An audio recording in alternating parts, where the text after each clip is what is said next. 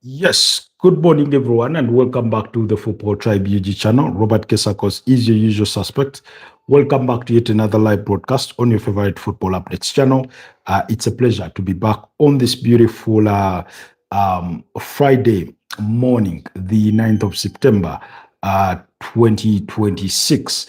Like I said, apologies for missing last night's broadcast. Like before I warned you, we were not to have the morning broadcast.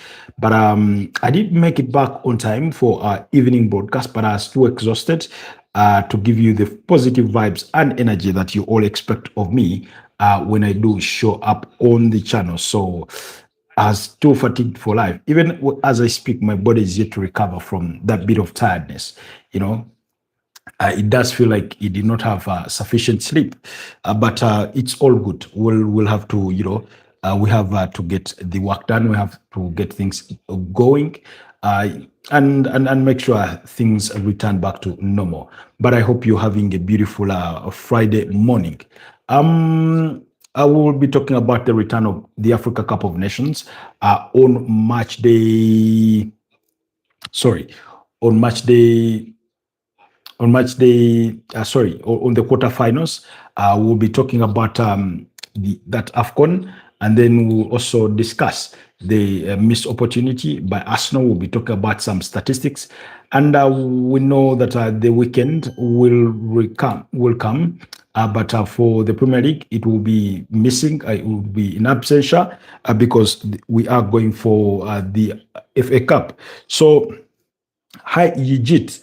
Good to have you back. He rejoins us from Turkey. If I remember correctly, he says he is from Turkey. He says, "What's up? All good. What's up to you too? How is it going? How is your morning?"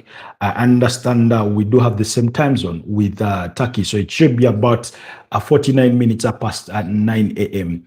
There over in Turkey, as is the case in Uganda. So yeah, I do hope you're okay. Yesterday, there was some big games, including the Madrid derby that is in the Supercopa Hispana. We know that the day earlier than that, Barcelona had put five past their opponent in the Supercopa Hispana, but Real Madrid also got the better of Atletico Madrid with Fede Valverde scoring a sumptuous free kick in there. Egypt says, "Great, bro. Okay, that's beautiful." So we'll be also looking at that briefly. But like I said, our interest wants to kick off with the Africa Cup of Nations 2025, the edition that is ongoing in Morocco. Tournament kicked off on the 21st of December 2025, and of course,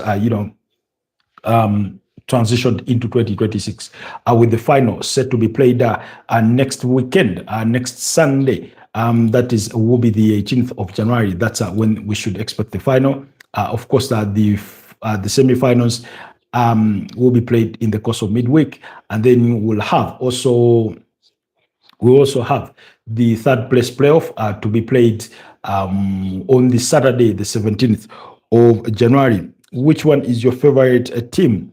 My favorite team, do you mean by influence of the Africa Cup of Nations at the moment, or do you mean my favorite team all around? I've said this before. For me, it's football that comes first, and then I pay allegiance to the Uganda Cranes. I pay allegiance to Arsenal, pay allegiance to Real Madrid. I do love Brazil. I've rooted for Ghana. Now, when it comes to other major tournaments, I may pick a team to side with at different occasions or intervals, depending on my own analysis of what team I think stands a chance to go all the way.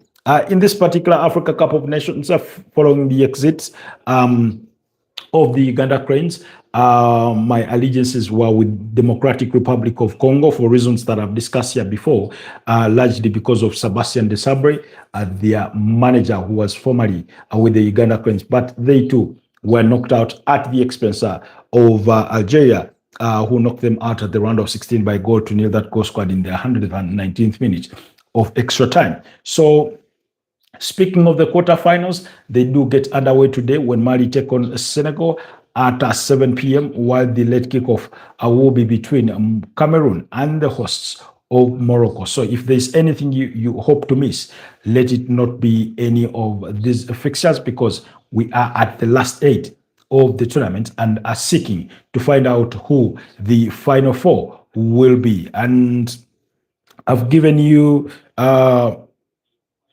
Ada Gula in Real Madrid. How about Ada Gula in Real Madrid? We'll talk about Ada Gula when we get to Real Madrid in a bit. So just indulge me. So if you're a football fan, if you're a football fanatic, if you're a football enthusiast, if you do appreciate the game for what it is, if you're an active watcher, if you're a passive watcher, do not miss out on these games. Trust me, today with Mali up against Senegal, expect a very, very close tie, because if anything, Mali are really, really known for their grit, for their hard work, for their togetherness, for their organization. And yet Senegal in recent times has positioned itself as the African giant. They've won this competition before once, and that was in 2021.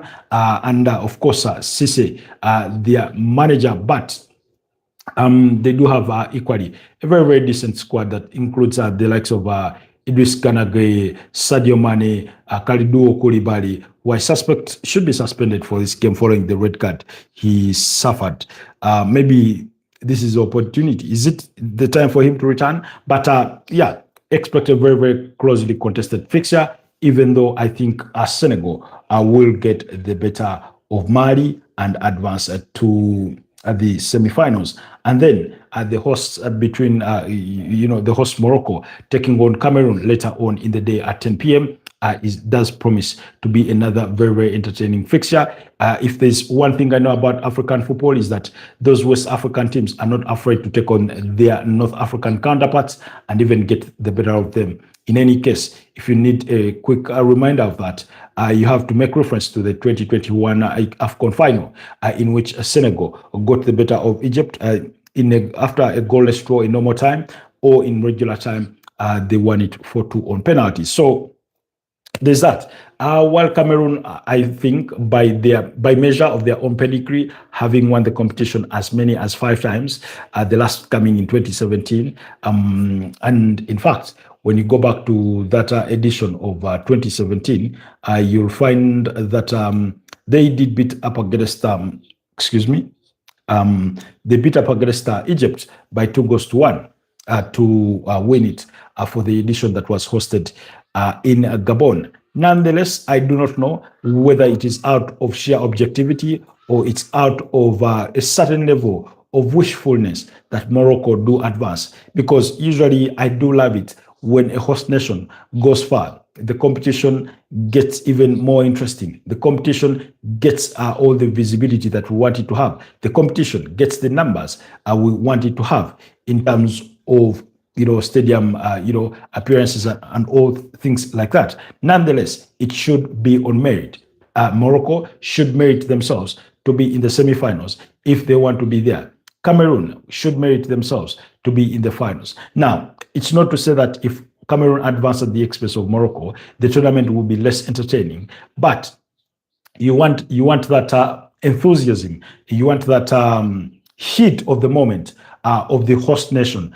We saw that in Ivory Coast in 2023, the edition that was played in January 2024. You all remember what the sort of the rush of emotions that we went through when Ivory Coast literally dragged themselves into the final and won that final against Nigeria, beating them by 2-0.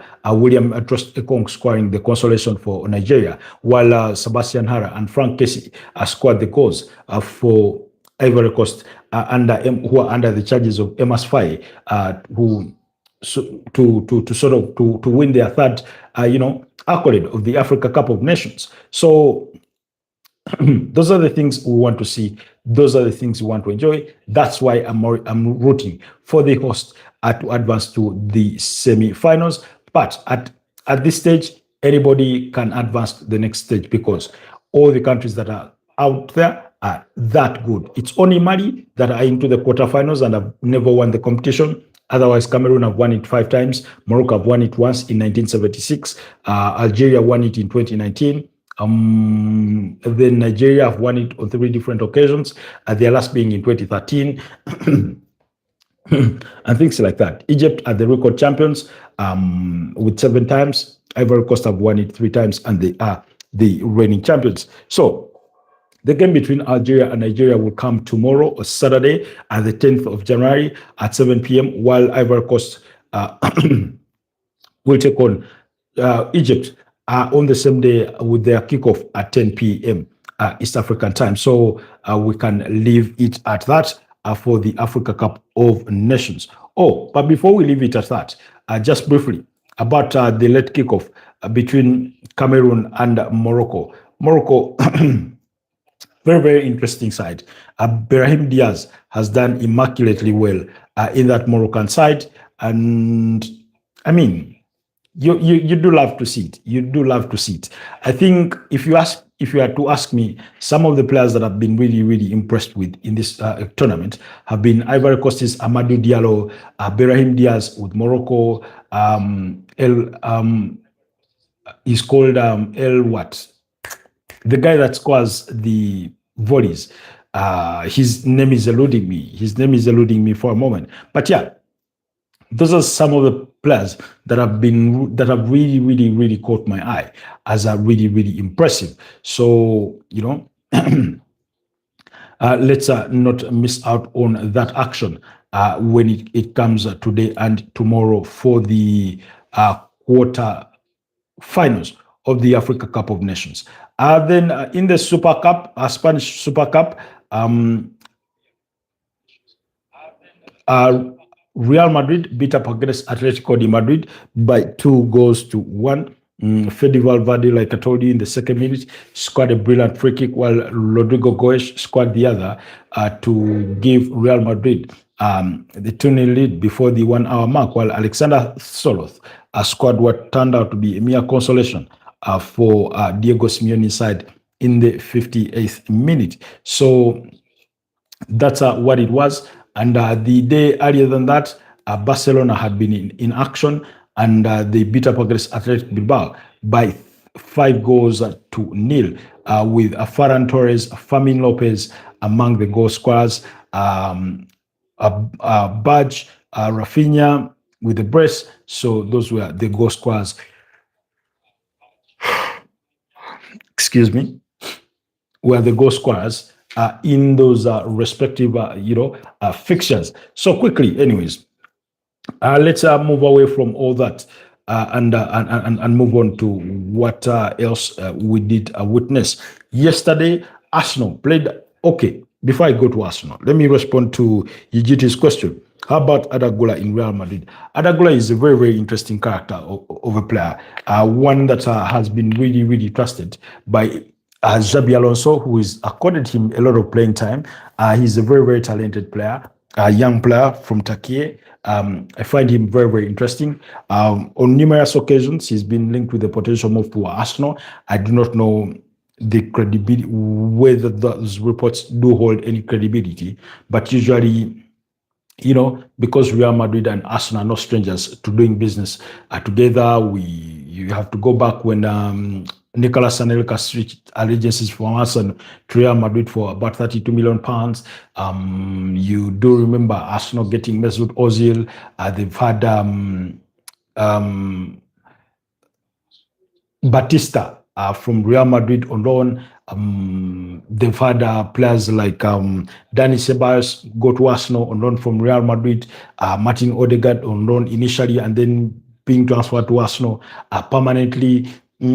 So Arsenal and Real Madrid are not strangers to doing business with each other. So every once in a while, you're going to hear speculation linking Arsenal with a potential move to a Real Madrid player. But the transfer window comes with its fair share of gossip, both true and untrue, depending on what the motivations of the instigators of that gossip may be. So, anyways, away from that to the Premier League, Arsenal played out to a goalless draw against Liverpool. I think this is only the second time that Arsenal have failed to score in a Premier League game this season, and on both occasions, it's been against Liverpool.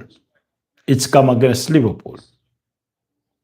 Liverpool beat Arsenal by a goal to nil at Anfield, while yesterday they played out to a goalless draw. Now, it was a game of two halves, in my opinion, with Arsenal dominating the first half and Liverpool dominating the second half. Surprisingly, Liverpool could not get a shot on target against Arsenal. And I found that really, really interesting, For all the domination they had in the second half, I found it quite interesting that they could not, get a shot on target. And I was asking myself, how do Arsenal do it?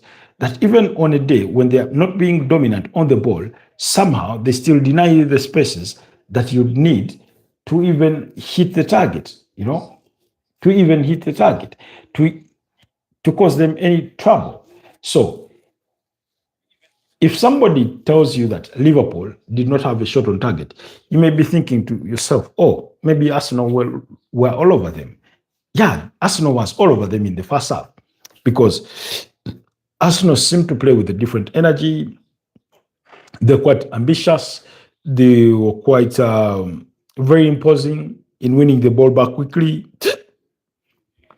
But for everything they did right in the first half, they did everything wrong in the second half. And like I said,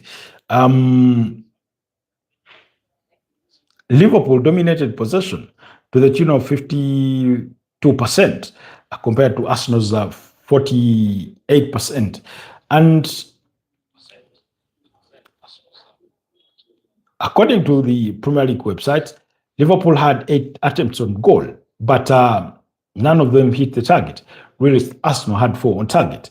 And the reason as to why I want to look at this is I was looking at some statistics.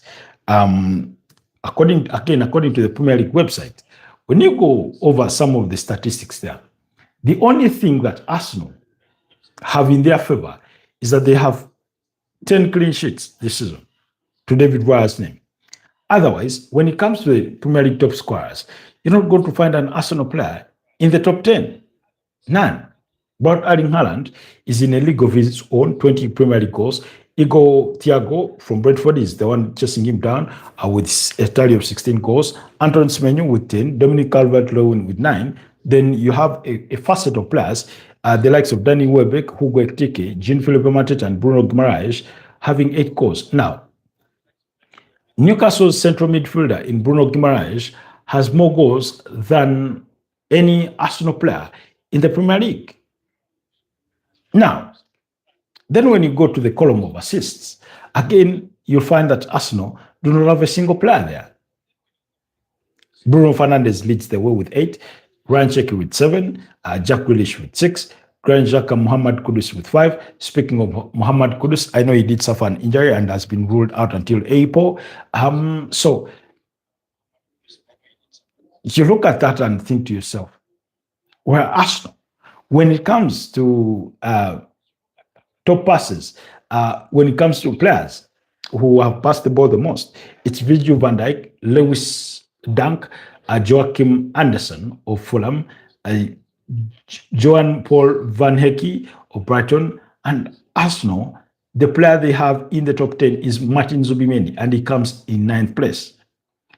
Then, when you go to goals squad, they come second, of course, have scored 40 compared to Manchester City, who have scored 45.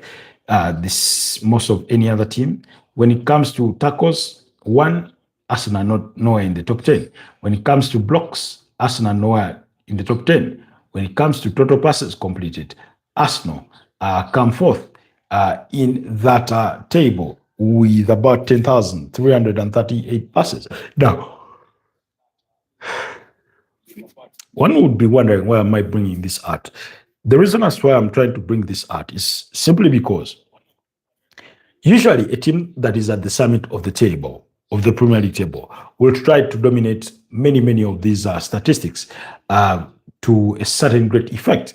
But for the Arsenal, the only thing they've managed to dominate is clean sheets, as many as 10. Now, yesterday was a missed opportunity for the Arsenal. Again, when they were dominant, they lacked the cutting edge. there was a millisecond or a microsecond led to making certain decisions, which cost them. For example, you're thinking that ball that Leandro Trossard, was it Leandro Trossard or Declan Rice, plays into Bukayo Saka in the area before it gets blocked. If maybe it takes that one a microsecond early, maybe it makes the difference. I thought Saka did well. I thought Yohan Timber did well in the first half. But at the end of the day, they all lacked the finishing touch. They lacked the cutting edge that gets things over the lines. They did not have that, you know. And Liverpool, having perhaps recognized what their mistakes were in the first half, they came in the second half and corrected things and were dominant. Unfortunately for them, that dominancy did not count for much, apart from a point that they took. Now, the question is, who would be the happier side to take a point? I think for me, Liverpool would be the happier side to take a point off of Arsenal at the Emirates Stadium, where Arsenal are yet to lose a game in the Premier League. Now, they played 11 games at home. They've won 9. They've drawn 2. Those 2 draws coming up against Manchester City and, Liverpool in a 1-1 draw and a goalless draw, respectively. But also, when you look at the Premier League table, that's a point added for Liverpool. Perhaps, of course, even for them, there's a missed opportunity in terms of getting all 3 points. But for me, I wish to note that a draw is a very sufficient result for them, given the kind of opponent that they were up against and how form had not been their forte when you go back about 6 games prior to that. Then also, it's a huge disappointment for the Arsenal. It's not the end of it, but it's a huge disappointment. With Aston Villa and Manchester City have all drawn their games. On Wednesday, Aston Villa drawing 0-0 at Crystal Palace, while Manchester City drew 1-1 against Brighton. It's a missed opportunity because if Arsenal had beaten up against Liverpool, they were going to go 9 points clear, of the second and third place teams respectively. But in them dropping just 2 points and taking only 1, that means they get back to where they were prior to the kickoff of match day 20. Of match day 21, in as far as the Premier League is concerned. So, in other words, it looks like match day 21 wasn't even played, besides the fact that on the tally of games that have been played, on the tally of matches played, that box has been checked off. But in terms of results, they do have 49 points, 15 wins, 4 draws, and 2 losses. Now, again, for me, this is very concerning. Not concerning to near heart attack sort of moment, but yeah, concerning in the sense of they are drawing so many games, and we were here last season. Hi Pedri, good to have you back. You say what a game. So last season, Arsenal drew as many as 14 games, and they lost 4 games. This season they've lost 2, and they've drawn 4. Draws coming up against Manchester City, now Liverpool, Sunderland. The other was against what? I stand to be corrected, but I'm trying to find out who the other draw was up against, So you look at it, you look at what is at stake for the Arsenal, you look at what the chasing pack are, and can't help it but notice that that was a missed opportunity for them. Now, however, the beauty of league football, and this is what I've always said, when you go back to some of the seasons when Manchester United were winning trophies or winning league titles, oftentimes, if they drop points, for some reason, even their opponents drop points. Confirmed Super Copa de España final, Barcelona versus Real Madrid. Again, we were there last season and Real Madrid got swamped. They got whooped. And I don't know. But anyways, just to wrap it with the Arsenal, I don't know. They would be hoping, because yesterday I saw a very, very dull Arsenal game. I could see Mikel Arteta constantly looking frustrated on the touchline. I could see him almost lost for ideas. irrespective of the changes that they made, because in the second half they did not have much of that ball. So it made things difficult for them. Liverpool made things difficult for them. So, and that's how it played out. That's how it played out in a goalless draw. But for me, it's a missed opportunity for Arsenal to expand their gap at the summit, because to win a Premier League title, you also have to send a message that big or small, we are coming for you and we are here to win. And I did not feel that yesterday. So, anyways, it is what it is. Match day 21 wrapped up in style or that way with all those results. But in recent times, we've had many draws. You have to go back to match day 20 where you'll find, was it match day 20? Yes, match day 20 had as many as about what, 7 draws? No, yes. No, that wasn't match day 20. I think that was match day 19. But on match day 20, you had about 5 draws. Yeah, you had about 5 draws. And yet, match day 19, you had about 7 draws. So many games were drawn on match day 19. And in recent times, those draws seem to be increasing. Look at match day 21. You had a goalless draw between Crystal Palace and Aston Villa. You had a 1-1 draw between Everton and Wolverhampton Wanderers. A 1-1 draw between Man City and Brighton, a 2-2 draw between Manchester United and Burnley, and then a goalless draw between Arsenal and Liverpool. So that's another set of 5 draws in there. Pedro says, okay, I think we can leave it at that in the Premier League. But like I've told you, match day 22 does not come until the Saturday 19th of January, until Monday 19th. Reason being, this weekend, the teams will be partaking their action in the FA Cup, and after that, those in the semi-finals of the EFL Cup will be meeting with Arsenal entertaining Chelsea, while Manchester City will be up against Newcastle. Pedro says, what a game. Confirmed Super Copa de España final, Barcelona versus Real Madrid. Like I said, last season, it was a humiliation for Real Madrid because they got beat home and away in they got beat in the Copa del Rey final. They got beat in the Super Copa Hispana. They got beat in La Liga and things like that. So it was an utter humiliation for Real Madrid last season at the hands of Barcelona. Pedro says, I actually supported Real Madrid yesterday because I want them to play us in the final so Barca can beat their ass again. I don't know.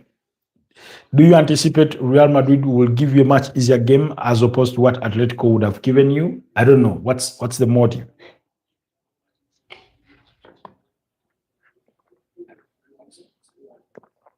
Why do you think that is the case? But anyways, I think all neutrals, all football fanatics, all well-wishers of the game would have loved and would love a Super Copa España El Clasico, because any day is a good day to have an El Clasico. Although it no longer feels that way, in my opinion. It no longer feels like an El Clasico. Looking at the level of talent, the quality of that talent at both teams, I can't help but think that there's a significant downgrade.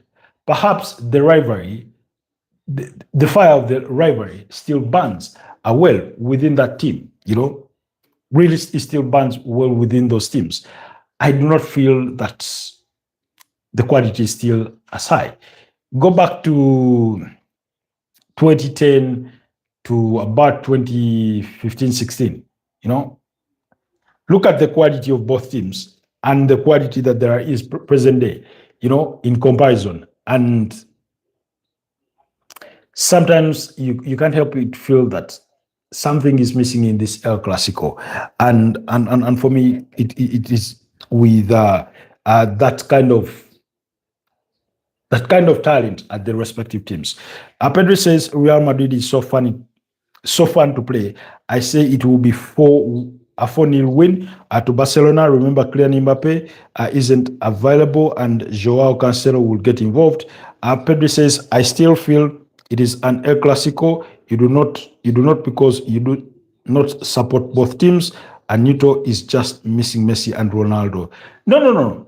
Oh, Pedri, on the contrary, you're forgetting something. I've told you before, and I'll say this again. I do support Real Madrid. You're forgetting on numerous occasions. You've tried to convince me to switch allegiances to Barcelona. Unfortunately, it's not that easy. When I say it no longer feels like an El Clasico, forget the title for what it is. Just the title, and look at what players, what both teams bring to the table. When Real Madrid talked about the Galacticos, today those Real Madrid players do not walk out of the stadium tunnel and you're thinking, yeah, I'm facing off with the Galacticos. You know what I mean? That kind of thing. So, like I said, while the fire of the rivalry between the two teams still burns really well, in terms of the quality of players that walk onto the pitch, that's where for me the downgrade is, and it's a discussion that we've had before, not in the context of Barcelona, Real Madrid, but in the context of football in general, with regards to players being overcoached, with players playing in structures and things like that, and sort of almost robbing us of the beautiful moments of football that they do present when they play with their natural self, that on a day where you'd have a player who is confident enough dribble past two players, they're going to opt to play a simple pass, they're going to opt for that because they've been structured into that. So when I talk about the downgrade of the El Clasico, it's not with the stature of clubs. The stature of the two clubs is still that big. They still command that respect. They still command that threat that when you're bound to face them, it's going to be a long day in office. They still have that fear factor about them. But when I look at the talent, when I look at years gone by, when Barcelona had Charles Puyol, Gerard Piqué, Eric Abidal, Dani Alves, Sergio Busquets, Xavi, Iniesta, Pedro, David Villa, Lionel Messi, you go back to Thierry Henry, and all the players that have come in between. Then fast forward, Lionel Messi, Luis Suarez, Neymar, that's MSN, versus the BBC in Bale, Benzema, and Cristiano, Sami Khedira, Xabi Alonso, Luka Modric, Mesut Ozil, Gonzalo Higuain, Sergio Ramos, Iker Casillas in goal, and so in that sort of composition of the quality of players that have been there at a certain period of time of the game, of course, it can never be the same always, because every time the playing group changes, a few things here and there change. But so for me, in the spirit of that talent, in the spirit of that superiority in quality, when we compare the players that were then within that period and the players that are there today, is for me what causes me to say that there's a downgrade for me in the El Clasico, in my opinion. Okay. Pedro says, yeah, but you support Arsenal as a main team. I don't do 3-4 teams. I support, it's only one team. It's only one team you should support. For me, when it comes to supporting multiple teams, it comes out of my love for football. I've said this before. I love football fast. And that's why I will sit somewhere to watch, even if it is an Arsenal game. And unless I tell you, you may not know that I'm an Arsenal fan. You may not tell. Why? Because in that moment, I'm appreciating the game for what it is, as opposed to just my wishful desire that my team wins. I want my team to win. all the time. But I appreciate a good moment of football, even if it is against my team, if that makes sense. And to further paint for you the better picture of that, go back to the day when those Real Madrid fans clapped for Ronaldinho when he was playing against them. It came out of appreciation of a good player that was on the pitch. You know, rival fans have done it for Lionel Messi, not because they do not want their teams to win. They just appreciate that the guy is talented, the guy is that good, and the guy is that superior in that sort of sense. Mine is Barcelona. I assume yours is Arsenal because you talk about every Arsenal game. I read it. You do not cover Real Madrid games in depth. Makes anyone assume you're an Arsenal fan. So is your team. Now, the reason as to why I do not talk about Real Madrid so much in depth is largely because of our audience. I don't know if you've noticed, but oftentimes I respond to questions or comments that are raised. If it is about Barcelona, we'll discuss Barcelona. If it's about Real Madrid, we'll discuss about Real Madrid. If the comments are Man United, Arsenal, Liverpool, Chelsea, that's what we will discuss, And so it's about the audience. It's about the audience. The example I can give you for that is with the Uganda Premier League. The Uganda Premier League has an audience. But even TV and radio presenters will tell you that as they do work, oftentimes their audiences are waiting for that moment when they eventually move on from the local segment to the international segment. There's that anticipation to it, So it's not about a preference of mine, It's about an it's about an audience thing, It also takes me back when I was looking at where the primary focus of the channel will be. And I've said this on multiple occasions or many times, that a lot of times we talk about the Premier League, or predominantly we cover the Premier League, because that's where majority of our audience is. That's where they have teams that they are supporting. If I wake up tomorrow and the 10 Real Madrid fans here, we're going to discuss Real Madrid from A to B. The reason as to why I'm constantly asking you to give us your insights about Barcelona, because I know you are such a huge Barcelona fan. I know you follow the team A to B. It's quite unfortunate you've retracted some of your comments that were yet to digest. But yeah, it is what it is, So the other example I'll give you is in the Uganda Premier League, we have what we call the city derbies.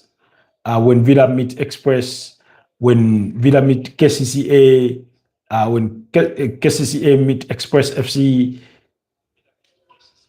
Now, those city derbies have lost steam over the years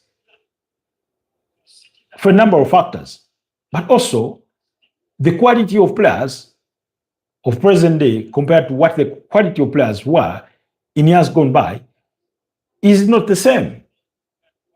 It's not the same. Look at the example of the Manchester derby. There came a point where the derby felt diluted. Why? Because it was almost a given that one side was dominating it, and that was Manchester City, But when you wind things further back, when Manchester United were dominating that derby, the derby was not at the stature that it is today, because Manchester City were not as big a team as they are today, prior to 2010. Prior to 2010, if somebody told you there's a game between Manchester United and Manchester City, and then there's a game between maybe Tottenham and Chelsea, you'd easily opt to watch Tottenham and Chelsea, you know. And yet today, the reverse is true. You'd opt to watch a Manchester derby between United and Man City. Why? Because Manchester City's stature has risen up to sort of come to level or in the same bracket with that of Man United. Why? With the improvement of players that Manchester City have and the kind of success they've enjoyed in recent times. So, in a nutshell, it's about the playing staff, the player quality that you have today versus yesterday. You know, it's not that the derby did not exist prior to 2010. It did exist. You know, so tomorrow, if Crystal Palace become a giant and they're like Manchester City, all those North London derbies between Arsenal against Chelsea and Tottenham, their stakes will go higher up. You know, tomorrow, if Espanyol start winning some major silverware, I'm sure you'll acknowledge that the value of the Catalonia derby, will also increase. It's just that, you know. Look at the Milan derby. There came a point when it became dull, not because the stature of the two clubs had fallen down, but the playing staff that they had was quite average, you know, until both clubs tried to fight their way back into those glory days, to sort of try and kick out the dominance of Juventus. That's it now, you know, it felt like a fresh of breath air was breathed into it again. So that's the context in which I bring it. It's not to in any way demean the El Clasico for what it is or for what it means to Spanish football fans, you know. And I hope you get me in that context, really. So, anyways, I will leave that at that. But yeah, any day is a good day to watch a game between Barcelona and Real Madrid, because at the end of the day, they are the giants of Spanish football. They remain at the summit of the affairs. Barcelona lead the La Liga affairs. Real Madrid comes second. So they are them. You know, it's the same way at one point we had that strong rivalry between Bayern Munich and Borussia Dortmund in the years of Jurgen Klopp at Dortmund. Present day, you feel that the derby, the Klassiker in German, has lost a bit of steam. Why? Because Bayern Munich have gone back to that, you know, almost given dominancy, as opposed to what Jurgen Klopp had created to create. And it wasn't just about that game in itself. It was about their ambitions to win the league title. You know, when Dortmund go on to win the league title back to back. So it's in that context, in that framework, you know, that it became that feist of a rivalry. Again, until yesterday, the game between Manchester City and Arsenal was seen less as a rivalry. Present day, it feels like it is the derby of its own. It feels like it's a rivalry of some sort. You know why? Because of the stature of the two clubs now that they've assumed. You know, I'm sure you can relate to that. When I make reference to the Spanish La Liga, games between Barcelona and Valencia, Barcelona, Sevilla, Real Madrid, Valencia, Real Madrid, Sevilla were that big, you know, because those two clubs in Valencia and Sevilla posed such a challenge. They gave you a very, very good game against those teams. Present day, even though they can still pose a challenge, you feel that the strength on one side of a Barcelona or Real Madrid far preponderates whatever weight you have on the other side of Valencia and Sevilla in that sort of context, you know. And Atletico de Madrid has sort of occupied that space where you had Valencia, where you had Sevilla, you know, in that regard. But yeah, we'll be looking forward to it. In any case, you can let us know what the date will be for the Supercopa Hispana for us to be able to follow up on those events in the coming weeks. But yeah, I hope Real Madrid can salvage. I hope we can salvage our reputation this season because last season it was almost a no contest. A no contest, really. It was almost a no contest. Apart from that, that 4-3 game. Again, anyway, it was just nasty. It was just terrible how Real Madrid got beat last season, regardless of where the action was. So, anyways, guys, today, being a Friday, of course, league football does return. Getafe will be up against Real Sociedad, while Eintracht Frankfurt will be up against Dortmund. That's in the German Bundesliga. And then the FA Cup games will begin. You can look forward to those. Nottingham Forest against Wrexham, Port Vale against Field to Return, Preston North End against Wigan Athletic, MK Dons against Oxford, among others. So anyways, guys, allow me to wrap it here. It's been 45 minutes of us doing this. Have yourselves a blessed day. Thank you so much, Pedri, for the conversation and debate, even though you retracted some of your comments before I could respond to them. But I hope you took the debate for the context in which it was meant for, as opposed to any otherwise impression that you may have gotten out of it. Stay blessed, and I'll see you guys next time. Bye-bye for now.